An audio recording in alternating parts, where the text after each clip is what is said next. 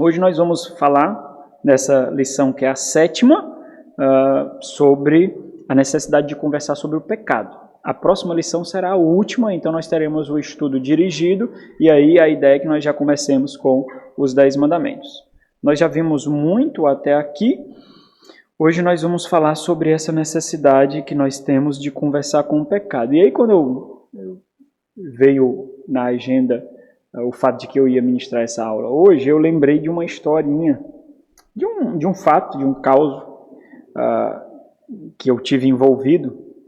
Certa vez eu estava conversando com um irmão em Cristo, um homem, que estava com uma doença terminal. Ocasionalmente ele conseguia ir à igreja, lá em Parquelândia, e certo dia me deparei com ele lá na igreja, e eu fiz aquelas saudações iniciais comum, e aí essa saudação ela foi seguida por um comentário muito despretensioso, simples. Eu disse: "Oi, irmão, tudo bem?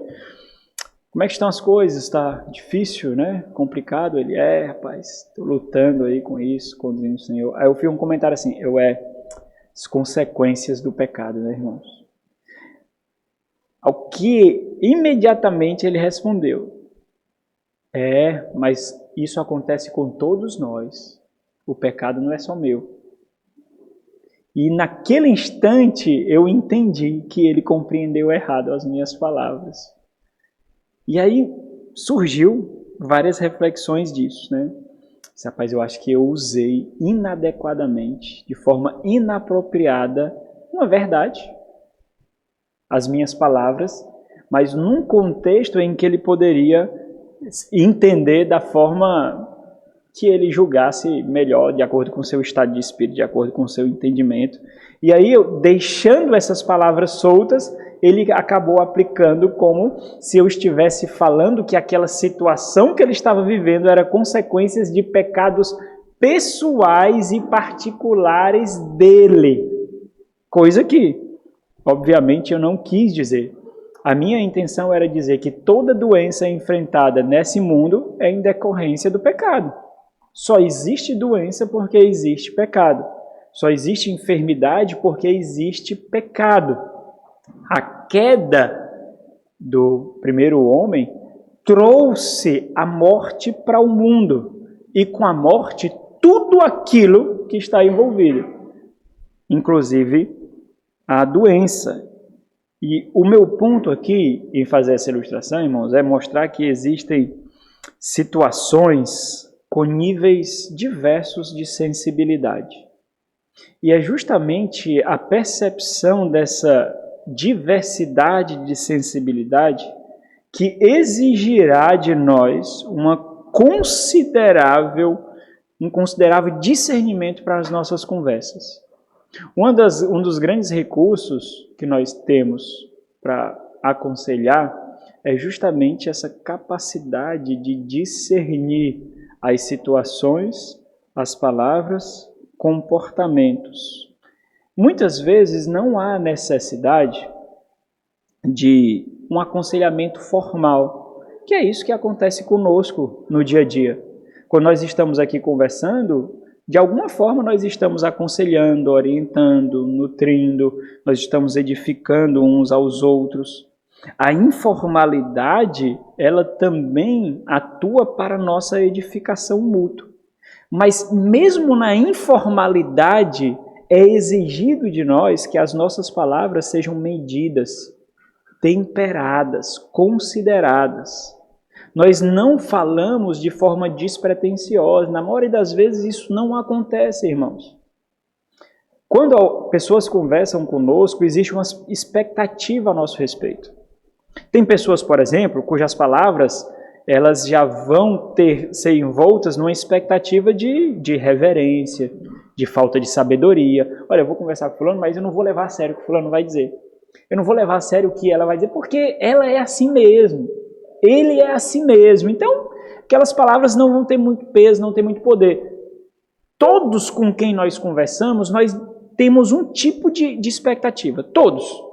Seja uma pessoa bruta, seja uma pessoa áspera, seja uma pessoa branda, seja uma pessoa paz e amor, seja uma pessoa irresponsável. Mas também existe aqueles que nós sabemos que esperaremos alguma palavra de sabedoria e discernimento. Essa expectativa deve ser de todos nós. Nós, de alguma forma, podemos oferecer conforto e orientação nas conversas mais simples que existem.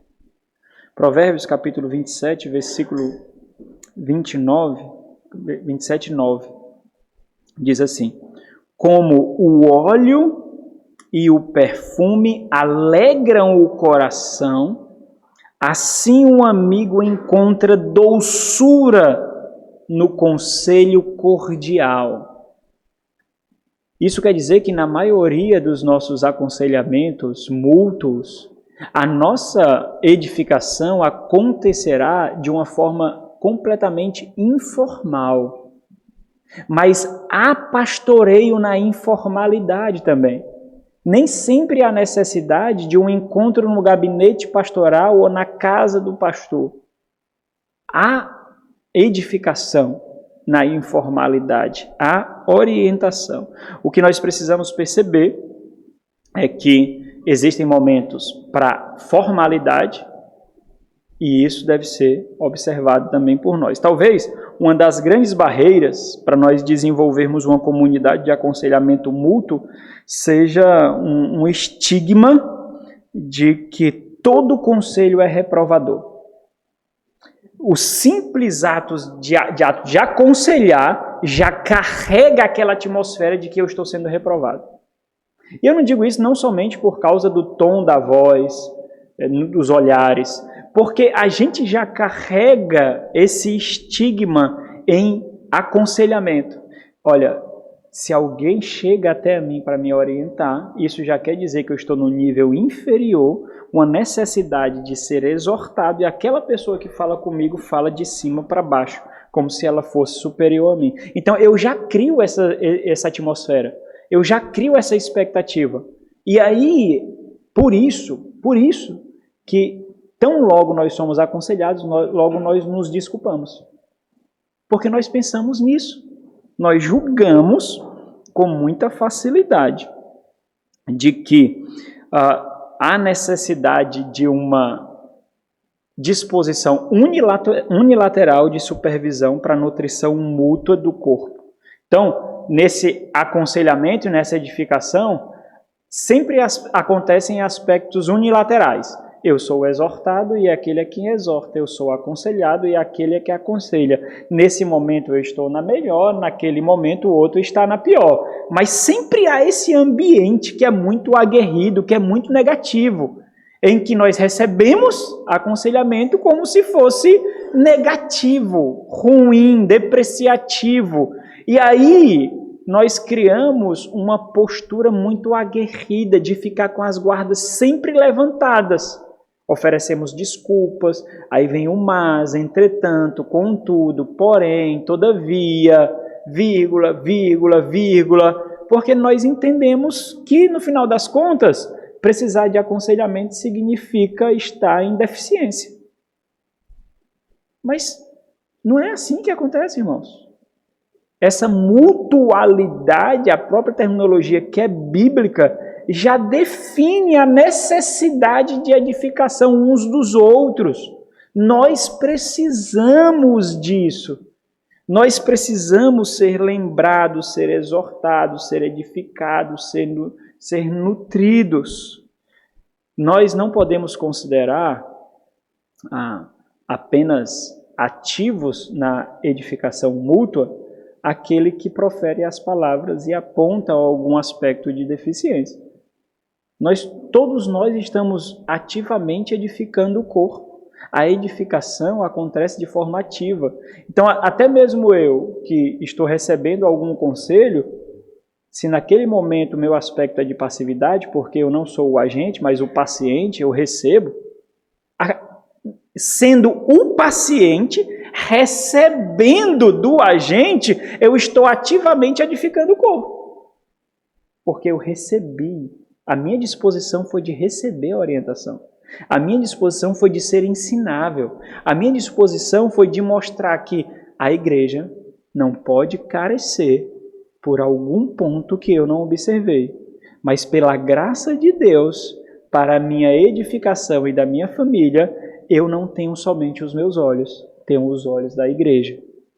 Não tenho somente os meus dons, tenho os dons da igreja. Então, ativamente eu estou edificando uns aos outros. Ok. Isso é muito importante para a gente entender que todos nós somos participantes dessa edificação da igreja. E a forma como nós recebemos isso fará nós exibirmos como nós entendemos a necessidade de edificação da igreja. Isso vai fazer com que esse ambiente ele seja dissipado, ambiente de reprovação. É esse ambiente de reprovação da igreja que faz com que a gente não experimente edificação, crescimento, tanto quanto nós deveríamos. Por quê? Porque nós aprendemos a criar uma crosta superficial que nos blinde, nos protege. Cada vez que você dá desculpas, é um pouquinho mais que você engrossa essa crosta. Porque quando você dá desculpa, você diz assim, olha, eu não preciso desse conselho, não. Você está dizendo aí? Mas eu não preciso, não. Não é assim que acontece? Rapaz, irmão, eu percebi ó, que o seu filho está se comportando assim. Não, mas não é assim não. Ó, presta atenção, eu já fiz tudo que eu tinha que fazer, eu já dei surra, eu já coloquei de castigo. Olha o que você está dizendo. Você está dizendo assim, isso que você está falando não procede. Ou você está dizendo assim, ó, não tem mais nada que eu faça, porque eu já fiz o que eu tinha que fazer. Não é? Você está dizendo isso. Quando você tem um ambiente em que você sabe que precisa de orientação e aconselhamento, que seu filho não é perfeito, seu cônjuge não é perfeito, você não é perfeito. Quando você tem um ambiente assim, você diz assim, e o que você acha que eu posso fazer então? Porque, olha, presta atenção, eu já pensei em algumas coisas, e eu tenho feito isso, mas pelo jeito não tem surtido o efeito que deveria. Tu também experimenta isso? A pessoa diz, olha, eu também experimentei isso, mas olha como é interessante, o que foi que eu comecei a fazer? Não muda. Não muda o ambiente, irmãos. Muda completamente. Então, a postura de quem vai aconselhar não deve ser de altivez. Lembra do primeiro? Humildade. Humildade. A postura de quem recebe tem que ser tão humilde quanto. Porque por conhecer o seu coração, que foi a terceira lição, você conhece o coração do outro. E você sabe que ele não é perfeito quando você julga que ele é. Não é assim que a gente faz. A gente olha para algumas famílias na igreja, aquela família é perfeita demais. Se o meu filho fosse igual àquela. Se o meu cônjuge fosse igual àquele. Meu Deus, sabe, parece que não tem nem pecado. Perfeito. Nós criamos ideias de pessoas com quem nós vivemos distantes.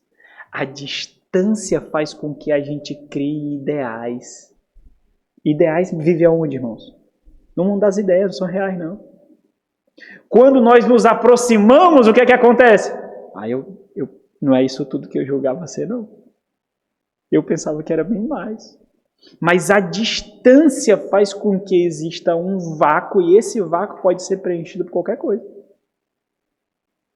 E dependendo da forma como aquela pessoa, aquela família quer impregnar uma imagem, você colocará coisas boas ou coisas ruins. Mas você sempre preenche os estados vazios. É por isso que comunicação é muito importante. Não existe relacionamento sem comunicação. Porque quando não há comunicação, há um vazio. E se eu preencher esse vazio com alguma coisa, a culpa é sua, porque você deixou vazio. Não era para deixar vazio. Não, pastor, a minha intenção não foi essa. Opa, por que você não disse? Deixou vazio. Se deixou vazio, eu coloquei. Tu também é responsável nisso, porque eu preenchi. Ficou vazio, o vazio é preenchido. Não é assim que acontece? Você fez isso por causa... Não, no casamento. Não, meu amor, eu não quis fazer isso. Mas por que você não disse? Porque se você tivesse preenchido o vazio, eu não colocaria o que eu quisesse. Porque eu coloquei o que eu quis, estava vazio, E todo aquele contexto fez com que eu julgasse que era isso. Se não foi isso, era para ter dito. Aí passa um dia brigado, 2 dias brigado, 3 dias sem se falar direito, aí fica um vazio, a gente bota o que quiser. Aí isso traz mais problema. Por quê? Porque deixou vazio. Ninguém deixa ambiente vazio, irmãos. No ambiente vazio cabe tudo. Provérbios 12, 26. Vamos ver alguns temas que falam sobre esse aconselhamento. Provérbios 12, 26. O justo serve de guia para o seu companheiro. Olha aqui. O justo serve de guia para o seu companheiro, mas o caminho dos perversos o faz tropeçar. 15, 12. Provérbios 15, 12. O escarnecedor não ama aquele que o repreende. Por quê? Porque ele não tem compromisso com a sabedoria. Ele não tem compromisso com o discernimento. Ele não tem compromisso com o crescimento. O seu compromisso é com a zombaria, o escárnio e a perversidade. Então, aquele que aponta a ele que o seu compromisso está errado, ele não gosta. O escarnecedor não ama aquele que o repreende, mas nem se chegará para os sábios. 22, no mesmo capítulo. Provérbios 15, 22. Onde não há conselho, fracassam os projetos. Olha aqui. Aqui esse texto é pegado. Por quê? Porque não adianta você fazer projetos. Não adianta. Olha, eu vou projetar a minha vida, eu vou projetar o meu futuro, eu vou projetar a minha família. Olha, eu vou fazer todos os planos. Se aquilo se fundamentar somente na sua sabedoria, somente nos seus conselhos, será um castelo de areia. A ventania do mundo derribará. E todo o esforço que você dispensou, no final das contas vai servir simplesmente para mostrar que você foi um tolo. Porque seria bem mais produtivo se você fortalecesse os seus projetos com vários conselhos, com várias mentes, com várias visões, para construir um projeto robusto. Isso acontece em todo lugar. Por exemplo, quando a empresa está indo mal, o que é que ela contrata? Consultoria. Consultoria.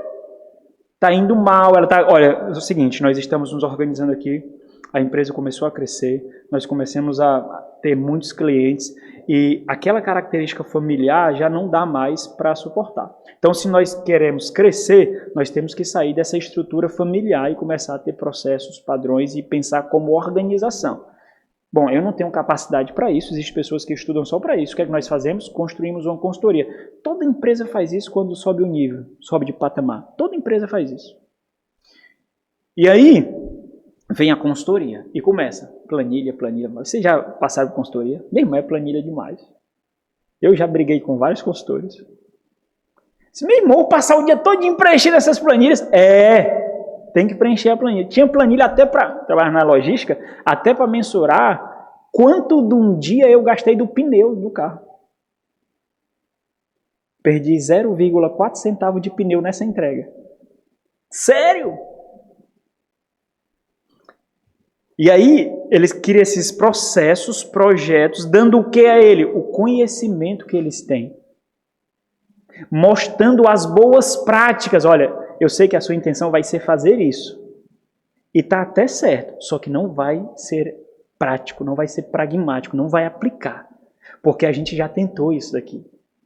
E não deu certo. Tenta assim, você vai alcançar o mesmo objetivo, mas faz dessa forma assim. Não é assim, irmãos? É assim que acontece. Então, a gente pensa que fazer projeção, fazer projeto, fazer planos é bom, simplesmente por isso. É bom, mas não é simplesmente assim. Nós precisamos de know-how, conhecimento de outros, network, aí estou falando a linguagem dos negócios, dessa rede de relacionamentos capacitados para o nosso projeto. Nós precisamos disso, naturalmente. Observa aqui, acabei de aplicar isso para os negócios, você aplica isso para os estudos, você aplica isso para a sua família, você aplica isso para tudo. A sabedoria, ela não é fragmentada, ela cabe em tudo, é sabedoria. Ela cabe em tudo, porque na sabedoria há princípios em que nós aplicamos. Princípios. Por isso que da mesma forma que você aprende sobre aconselhamento aqui em adultos, você aplica para os seus filhos. Você muda só a linguagem para ter acesso ao coração dele. Mas o ponto é o mesmo. Você tem que acesso ao coração para conduzir o coração. O ponto é o mesmo. Onde não há conselho, fracassam os projetos, mas com os muitos conselheiros há bom êxito. Daqui é formada aquela máxima do livro da literatura sapiencial, que na multidão de conselheiros há sabedoria, né? O conselho, irmãos, ao contrário do que a gente pensa, ele não pressupõe fracasso para que ele seja necessário. Olha, houve um fracasso, então há necessidade de aconselhamento. Isso só acontece, lembra cá, onde não há conselhos, fracassam os projetos. Por que fracassou? Porque tardou em buscar o aconselhamento. E aí nós só aconselhamos diante do fracasso.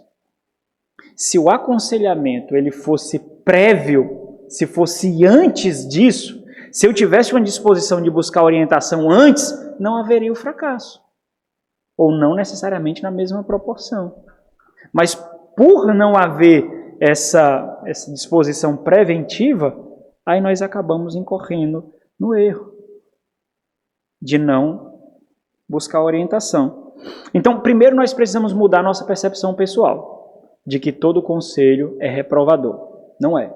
De que todo conselho só é necessário porque há um fracasso. Não é. Pode ser prévio, pode ser bem antes. E, na verdade, o ideal é que fosse assim.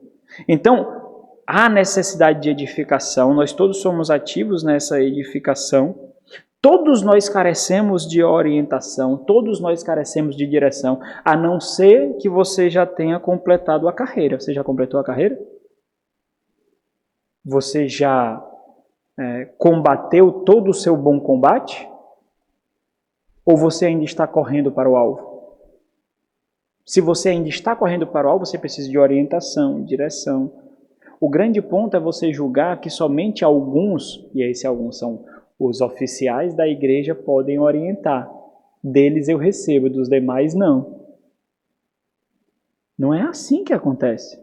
É o corpo mútuo. Mutuamente edificam uns aos outros.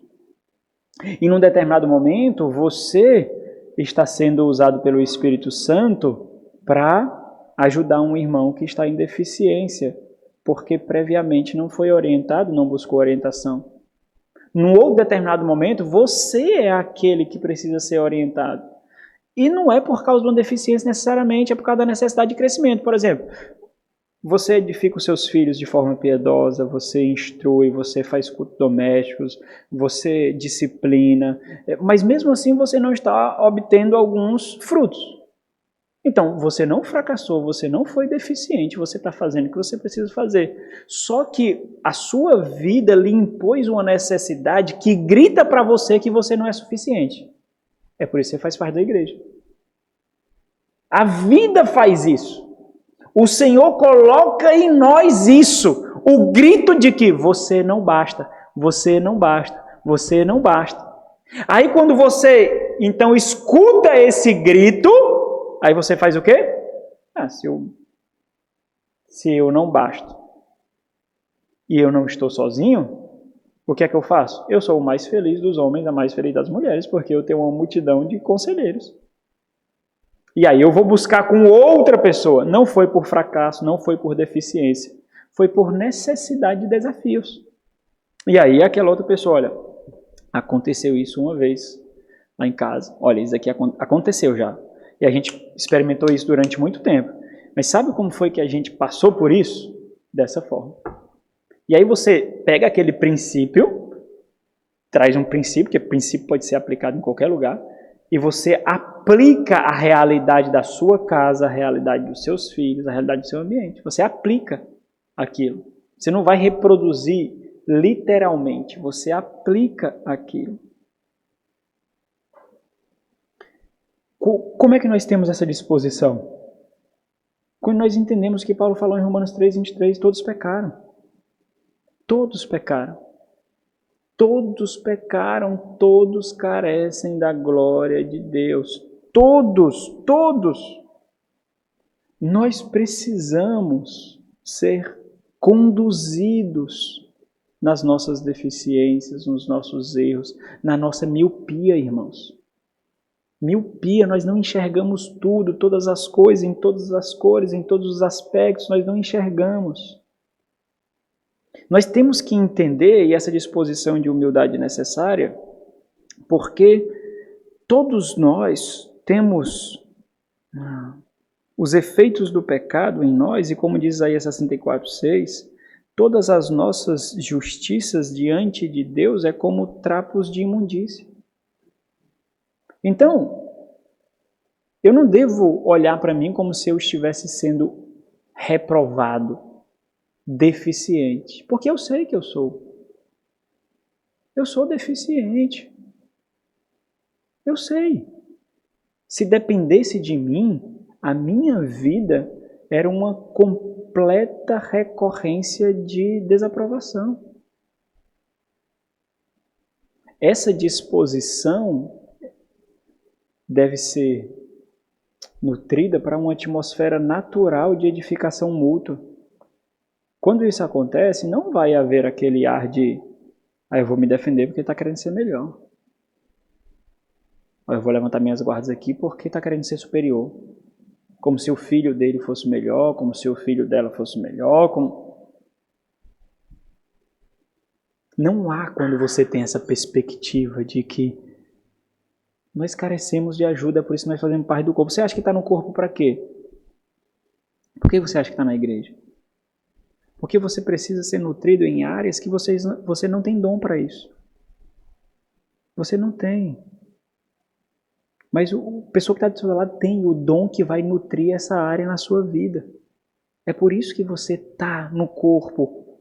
Não é o culto ao Senhor, a igreja não é um ansiolítico espiritual, é uma água com açúcar que vai dar a você a paz de espírito, porque essa semana eu fui à igreja, fico leve, fico em paz, tá bom.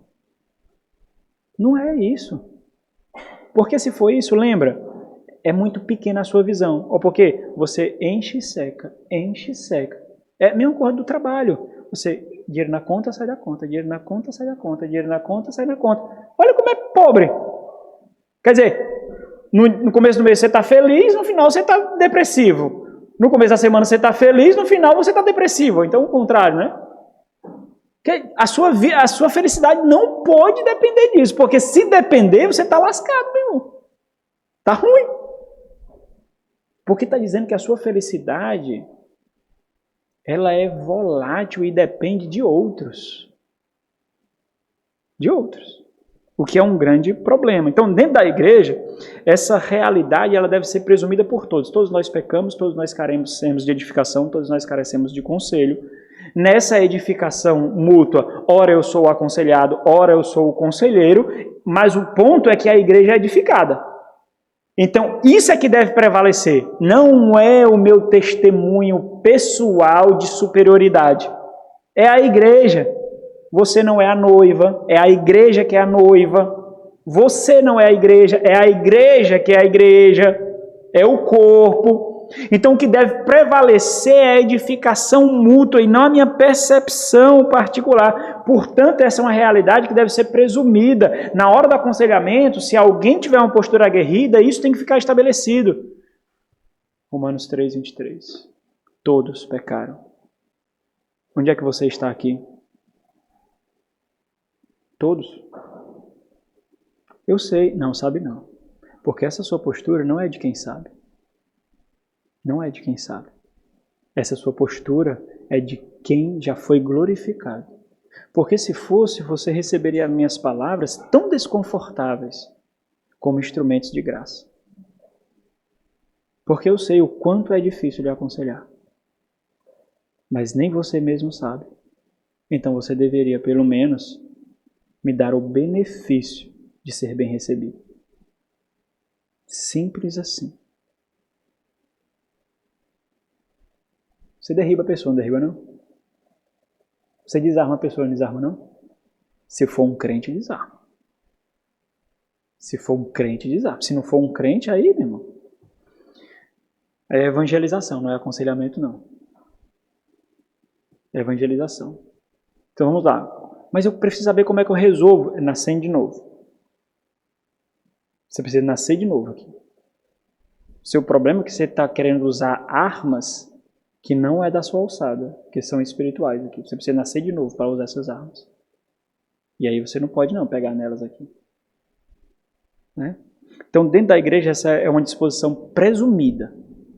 Todos somos pecadores que carecemos de edificação. Nós ainda não chegamos lá, ainda não concluímos a carreira para nós afirmarmos que nós não carecemos de auxílio. É justamente por isso que nós desprezamos a orientação quando nós estamos em necessidade de ser edificados. Né? Richard Baxter, foi um puritano do século XVII, ele diz o seguinte, quanto mais você demora, mais seu pecado ganha força e enraizamento. Se você não pode dobrar um galho, que é agora, como será capaz de dobrá-lo quando ele for uma árvore? Se você não consegue arrancar uma palha tenra, pequena, nova, é provável que você arranque um carvalho robusto. Não. Então aproveita para arrancar enquanto agora. Porque quando essa pequena rebeldia do seu filho não for observada, enquanto ela não for observada, quando ela se tornar robusta, obstinada e aguerrida na adolescência e juventude, não vai conseguir não. Não vai conseguir. Não vai. Essa é a realidade do mundo que vivemos. O mundo jaz no pecado. Embora o mundo não perceba isso, embora o mundo não presuma isso, mas nós estamos falando de aconselhamento no ambiente da igreja local. Por isso que essa é uma realidade presumida em todos nós. Ser redimido não remove de nós os efeitos e as influências do pecado. Não remove. Nós ainda desfrutamos, infelizmente. Por isso, aconselhar, assim como discipular, consiste em guerrear. Nós vamos guerrear contra um pecado. Ora individualmente, ora comunitariamente. Mas nós vamos aconselhar. Então, no tema em si, né? Nessa lida uns com os outros, há a necessidade de falar sobre o pecado. Agora, como nós falamos? Como nós chegamos ao ponto? Porque entenda, o ponto não é só apontar, né, irmãos? Nós não só apontamos, não só mostramos. Por quê? Porque no aconselhamento, o objetivo é que a pessoa se pareça com Cristo cada vez mais. Não é que ela entenda que é doente. Não é que ela entenda que ela carece de ajuda. Porque se fosse, era só apontar. É por isso que no aconselhamento, a menor parte é identificar o problema, a dificuldade. Essa é a menor parte. A parte mais difícil é vencê-lo. E nisso nós caminhamos juntos. Isso é a parte mais difícil. Por quê? Vai exigir vida, constância, oração. Não é? É dessa forma que o autor inicia o seu capítulo, né? Ele diz assim, conversas sábias vão abordar o assunto do pecado. Embora preferíssemos evitar esse tópico, sabemos que todos lutamos contra o pecado e que todos precisam do auxílio uns dos outros, assim como ocorre em relação ao sofrimento, ofereceremos esse auxílio com muita cautela. Mas para isso, irmãos, um pressuposto ele precisa ser compreendido muito bem. Nem todo problema é resultado de pecados particulares. Isso não deve ser presumido por nós quando nós iniciarmos uma conversa. Nem todo problema, nem toda dificuldade, nem todo sofrimento é consequência, é resultado de pecados particulares. Assim como nem tudo isso é resultado de consequências de pecados ou vacilos meus somente. Às vezes, eu sou o alvo das consequências de pecados de outras pessoas que exercem algum tipo de influência em mim, sobre mim, a minha vida, ou cujas ondas, aquelas ondas como se uma pedra caísse no oceano e as ondinhas, de alguma forma, ou numa escala maior ou menor, batesse em mim. Então, nem é consequência de pecado particular e nem é resultado só das minhas escolhas, dos meus atos. Por isso, muito cuidado quando você for conversar com conclusões precipitadas completamente inadequadas em relação à edificação mútua. As primeiras palavras, as primeiras conversas nunca mostrarão o problema. Porque a primeira conversa é para a defesa de que você é bom, de que você é perfeito, de que você não é culpado, de que você não fez o que é errado. As primeiras conversas servem para isso. Para se despir.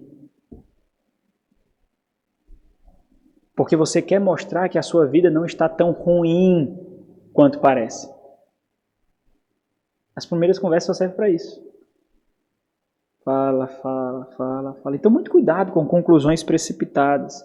E no primeiro momento já apontar qual é o problema, já mostrar a solução. É claro, irmãos, que vai existir situações em que vocês não vão ter muita oportunidade para conversar, em que as opções vão ser pouquíssimas. E aí nisso você pode sim, de forma muito transparente, dar as suas percepções ali.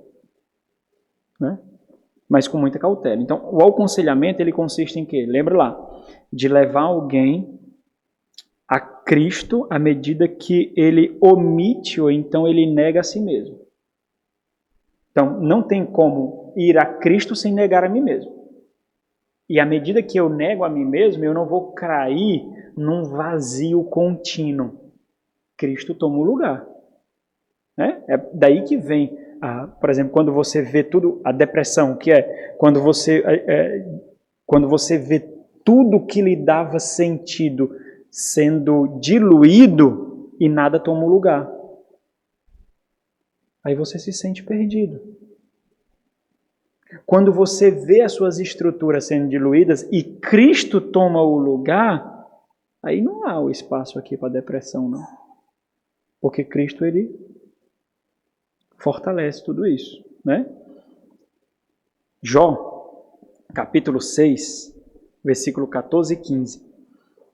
Jó estava diante daqueles que eram seus amigos, que eram foram até ele para diluir a sua dor e lhe dar alívio. Só que eles fizeram o oposto. Olha, eu gosto demais dessa síntese de Jó, que eles foram amigos enquanto ficaram calados. Enquanto eles ouviram. Quando eles começaram a falar, eles, ao invés de conceder alívio e drenar o sofrimento, foi o contrário.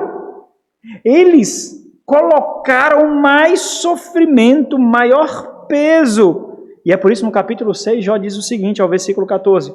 Ao aflito deve o amigo mostrar compaixão. Por quê, irmãos? Porque o amigo não tem prazer no sofrimento do outro. Sabe aquele prazer doentio? Que você sente satisfação quando vê a desgraça do outro, porque você se parece melhor? Quando você tem um concorrente de empresa e vê que a empresa dele faliu, e você vê que você foi mais sábio porque a sua perdura, você não está nenhum problema preocupado com as consequências na família dele. O ponto é que você se pareceu mais sábio. Você foi mais astuto, você conseguiu enquanto ele caiu. Vocês sabem do que eu estou falando, porque é algo contra o que nós lutamos. Quando você vê um casamento pior do que o seu, quando você vê filhos piores do que o seu, você sabe. Quando você não passa numa prova e vê que o seu amigo também não passou. Não é não? Fala, Deus, diz. É assim. Eu sei que é assim. É dessa forma. Mas o amigo ele tem um compromisso de quê? De edificação do amigo. Por isso, a compaixão é concedida. Eu concedo a você a minha compaixão como presente da nossa amizade. ela é concedida. Versículo 15 diz assim, ó, meus irmãos aleivosamente me trataram. O que é que ele espera de um irmão? É isso? Morte? Dor? Qual é a expectativa em relação ao amigo? Qual é a expectativa em relação ao irmão? Qual é a expectativa? Graça, bondade, expectativa. Então, quando eu estou conversando com você, quando eu tenho um relacionamento com você, a minha expectativa não pode ser negativa, embora todos nós pequemos. A minha expectativa, ela é positiva. Por que a traição é tão dura, irmãos? Porque a traição sempre vem de um amigo. A traição nunca vem de um inimigo. A traição, ela só é traição porque nós confiávamos. Porque nós tínhamos expectativa confiante, positiva. Caso contrário, não seria traição. Do inimigo nós esperamos o quê? Apunhalada mesmo. Se você assistir o Poderoso Chefão, muito bom. 1, 2 e 3. 1 e 2 são os melhores, né? Poderoso Chefão, interessante. Ali foi baseado em fatos reais da máfia. E primeira vez que eu assisti Poderoso Chefão, eu tive assim um ensinamento, já assisti umas 3 ou 4 vezes, né? Mas a primeira vez que eu assisti, eu achei algo muito interessante. Eles desaprovam completamente a traição conjugal. Por quê? Olha na cabeça dele. Se aquele que divide a vida com você não deve ser digno da sua confiança, como eu vou confiar em você? Eu não estou falando de crente não, viu? Olha aí. Daquele com que eu desenvolvo esse tipo de laço, é natural ter confiança. É natural. Não é? Então, como é que você começa falando sobre isso? Eu vou seguir aqui a estrutura do autor, certo? Desenvolver um pouquinho mais, mas vou seguir a estrutura do autor. Comece pelo que é bom. Ninguém começa mostrando só os buracos. Você começa mostrando que pelo menos existe uma estrada. Olha, daqui para Fortaleza, a BR-116 está uma porcaria, mas pelo menos tem uma estrada. Imagine se tivesse só rochas, mato, árvores, como nós iríamos? Devagarzinho nós chegamos, não chegamos? Às vezes danifica a suspensão, às vezes fura um pneu, mas nós chegamos. Você está na estrada. Se você não tivesse na estrada e nem soubesse que ela existia, você está na estrada. Então, quando nós estamos em situações adversas, nós tendemos a elevar as coisas negativas e menosprezar completamente as coisas positivas. Mas, entenda, só o fato de você fazer esse discernimento já é positivo. Quando você não identificar nem o que é negativo ou positivo? Mas você já consegue pelo menos ver que existem esses aspectos. E se você discerne que existem coisas positivas e negativas, você vai trabalhar para diminuir as negativas e aumentar as positivas. Porque você vê. Mas se você não visse? Então, nunca comece assim, só mostrando o lado negativo, só as coisas ruins. Mostra que a situação poderia ser bem pior do que você está. Só o simples fato, e esse é um ponto muito gritante, só o simples fato de você estar na comunidade da fé já torna a sua situação melhor do que do mundo inteiro. Você está na igreja. Você está na igreja. A sua situação é melhor do que a do Bill Gates, do que o Donald Trump, do que o homem mais rico do Brasil. Você está na igreja.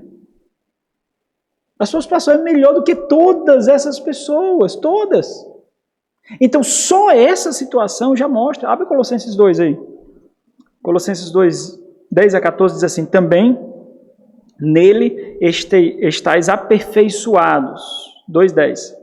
Ele é o cabeça de todo o principado e potestade, nele também foste circuncidado, não por intermédio de mãos, mas no despojamento do corpo da carne, que é a circuncisão de Cristo, tendo sido sepultados juntamente com ele no batismo, no qual igualmente fostes ressuscitados mediante a fé no poder de Deus, que o ressuscitou dentre os mortos. E a vós outros, que estáveis mortos pelas vossas transgressões e pela incircuncisão da vossa carne, vos deu vida, juntamente com ele, perdoando todos os nossos delitos, tendo cancelado o escrito de dívida que era contra nós e que constava de ordenanças, a qual nos era prejudicial, removeu inteiramente, encravando-o na cruz. Isso daqui é bom ou é ruim, irmão?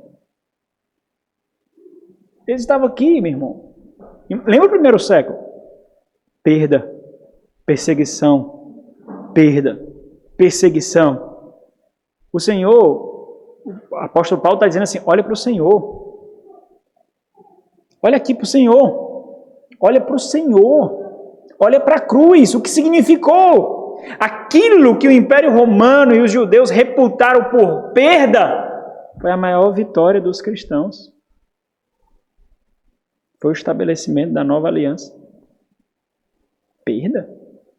É por isso que nós não desprezamos um leito de hospital, a perda do ente querido, uma enfermidade, porque não se restringe àquilo.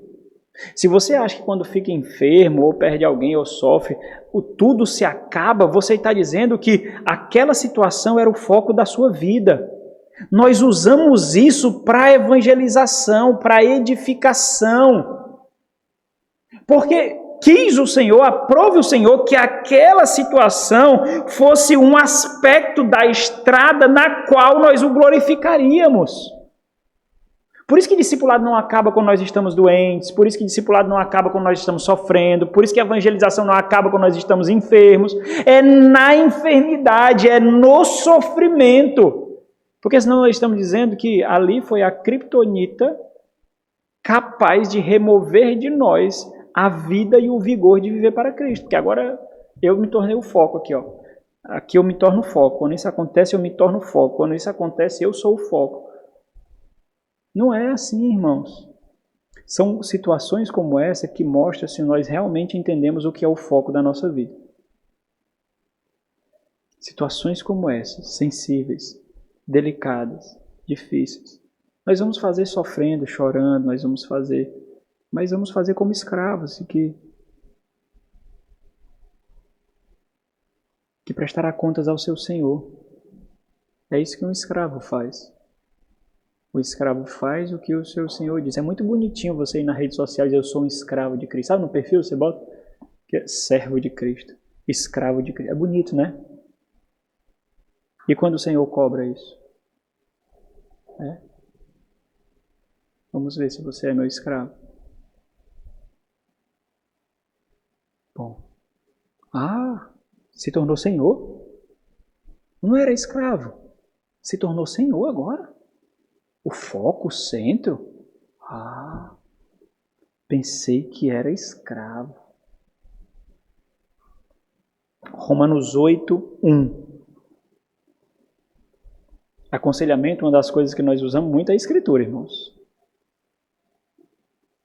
Romanos 8, 1. Agora, pois, já nenhuma condenação há para os que estão em Cristo Jesus.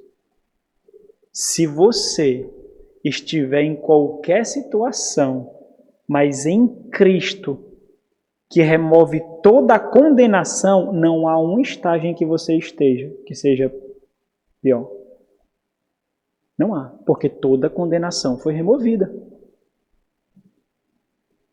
Toda.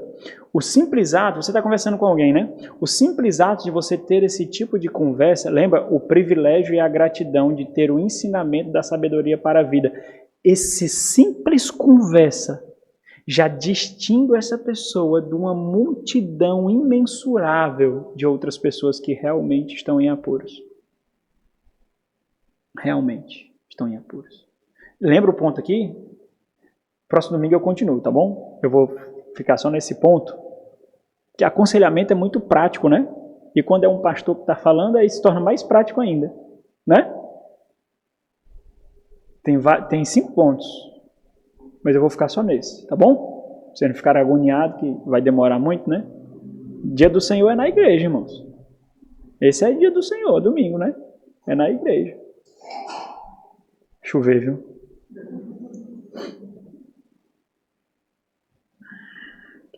Certo? Então,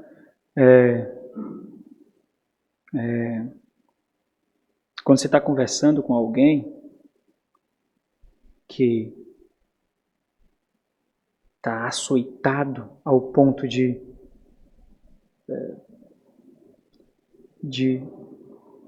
precisar de ajuda, sempre comece mostrando a luz. Mostre a luz ali.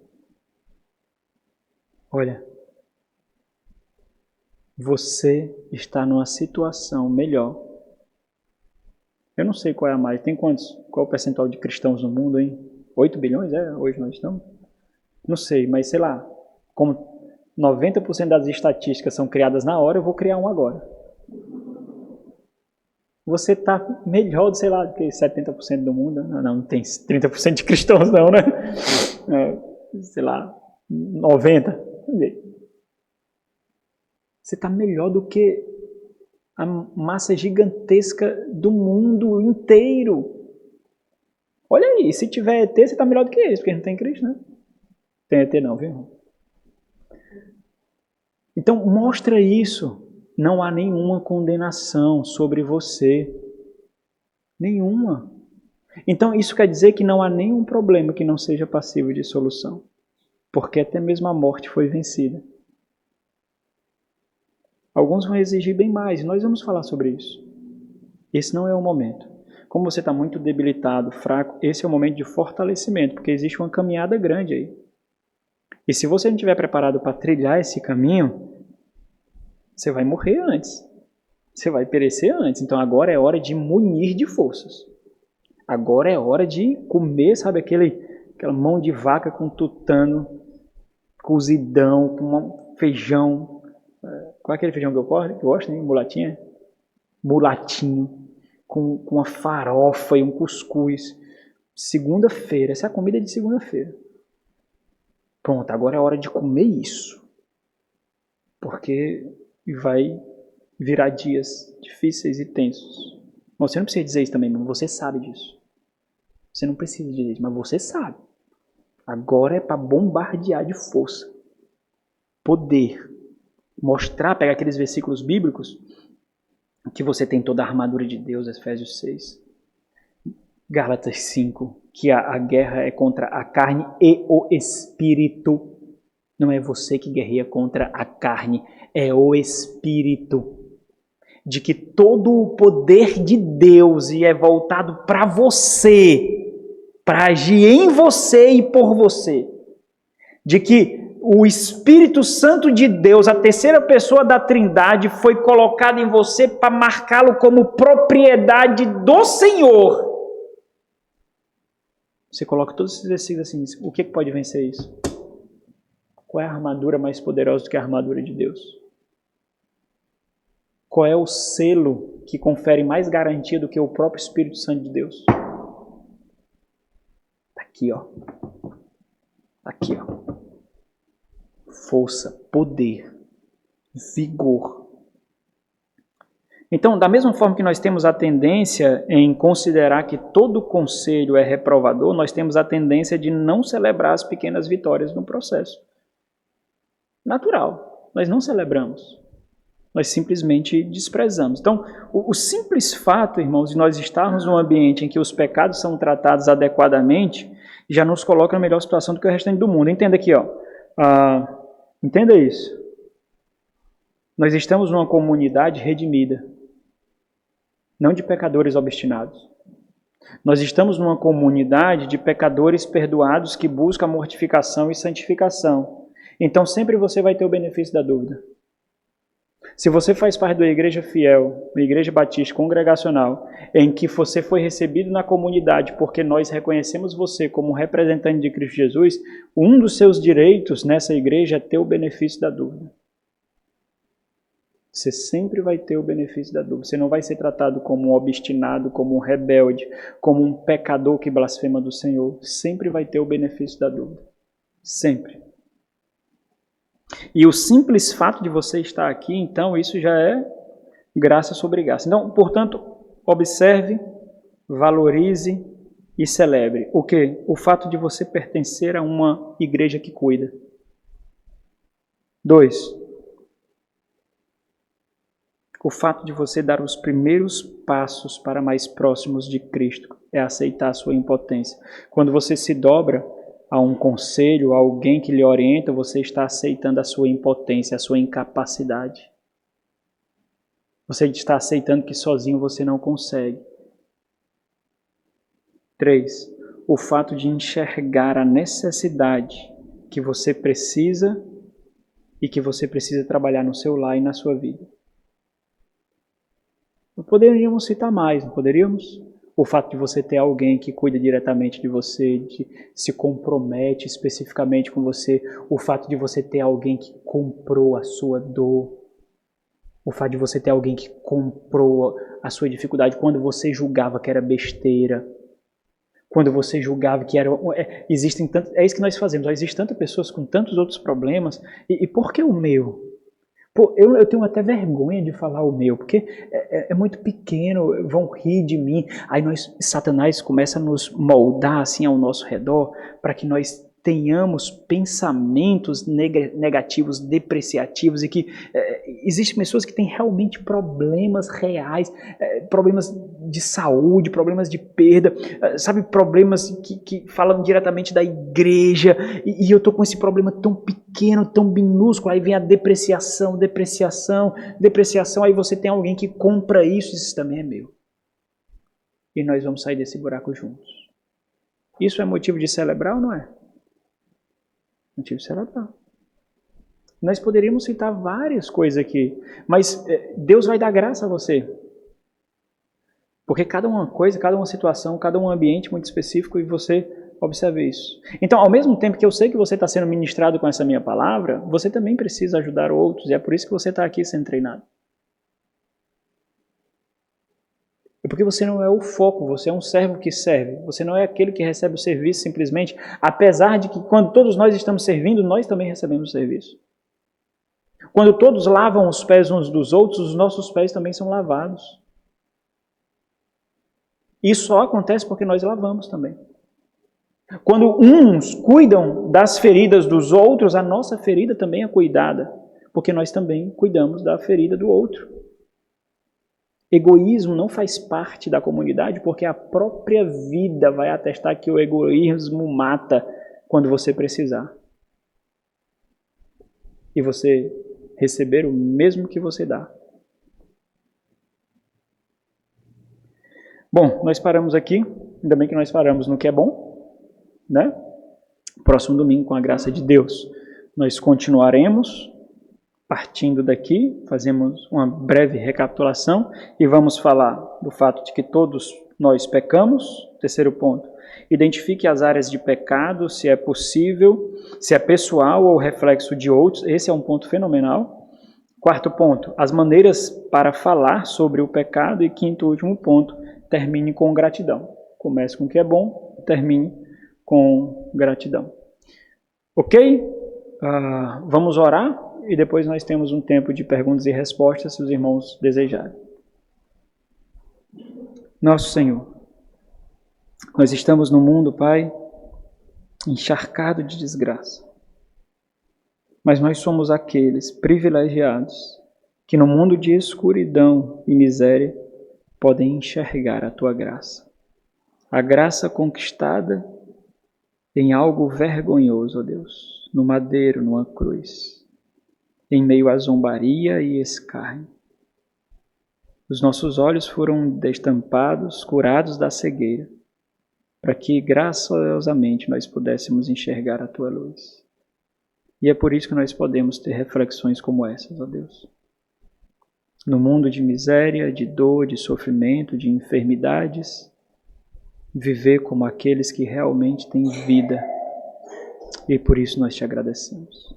Que nós possamos ser instrumentos na vida uns dos outros, munindo e sendo munidos, enxugando feridas e tendo as próprias feridas enxugadas, edificando e sendo edificados. Nós fazemos isso por causa do que recebemos. Não foi de nós mesmos, mas veio do Senhor. E por isso te louvamos. Ajuda-nos para que esse tempo, Deus, seja muito enriquecedor para a nossa igreja. Que nós possamos ser uma comunidade que acolhe, que cuida, que ampara. Em nome de Jesus. Amém.